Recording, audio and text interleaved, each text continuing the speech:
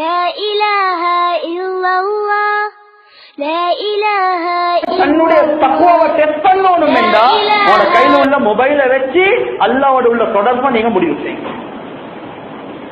உங்களுக்கு எவ்வளவு அல்லாஹ்வுடைய பயம் இருக்குது, எவ்வளவு இஸ்லாம் உங்களுக்கு இருக்குது என்றதை நீங்க விளங்கிக் கொள்ளணும் என்ன உங்களோட கையில உள்ள மொபைலை வச்சு முடிவு செய்யுங்க. இதுல வர வீடியோ கிளிப் நான் பாக்குறேனா, அது நியூஸாக இருந்தாலும் பெண் என்ற ஹராம் ஹராம் தான், ஹராம் ஹராம் தான். அதுல போகக்கூடிய மியூசிக் கேட்கறது ஹராம் ஹராம் தான். கண்ணியத்துக்குரிய சகோதரர்களே, நண்பர்கள், அதுல ஒவ்வொரு கேம்ஸ் விளையாடி கொண்டு டைம் வேஸ்ட் ஆக்குறது, இஸ்ராஃப் செய்யறது ஹராம் ஹராம் தான். எனவே இந்த மொபைலோட உங்களுக்கு இருக்கக்கூடிய ரிலேஷன்ஷிப் இருக்குது, அதுதான் உங்களுக்கு ரப்போடு உள்ள ரிலேஷன்ஷிப்பை நீங்க மட்டிட முடியும்.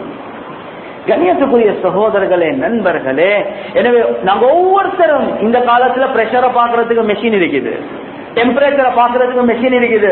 ஏன் பார்வையில மொபைல் என்றது தக்குவாவை பார்க்கக்கூடிய மெஷின் தான். ஒவ்வொருத்தரும் என்னுடைய தக்குவா எவ்வளவு இருக்குது, அல்லாஹ்வுடைய பயம் யாரும் பார்க்க மாட்டாங்க, நான் மட்டும்தான் பார்க்கிறேன் என்றா அவனுக்கு தக்குவாவே இல்ல, ஏன் அல்லாஹ் பார்க்கிறான் என்ற சிந்தனையே இல்லை. கண்ணியத்துக்குரிய சகோதரர்களே, நண்பர்களே, சர்வ சாதாரணமாக ஹராம்.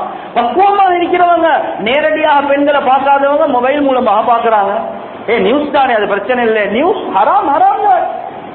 கண்ணியத்துக்குரிய சகோதரர்களே, நண்பர்களே, சில நேரங்கள்ல எங்கட புள்ளைகள் கிட்ட பக்குவம் வாரதாக இருந்தால் நாங்க சில நிலைமைகளுக்கு வாரது ஆகும்.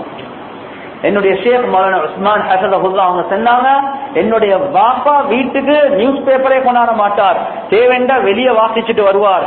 ஏன் என்று பார்த்தா அந்த நியூஸ் பேப்பர்ல உள்ள போட்டோஸ் இருக்குதே, நான் வீட்டுக்கு வந்து நியூஸ் பேப்பரை வாசிச்சா நான் போட்டோ பார்க்க மாட்டேன், ஆனா என் பிள்ளைகள் அந்த போட்டோவை பார்ப்பாங்களே, அதுக்காக அவங்க நியூஸ் பேப்பரை வாங்க மாட்டாங்க, வெளியே வாசிச்சுட்டு வந்துடுவாங்க.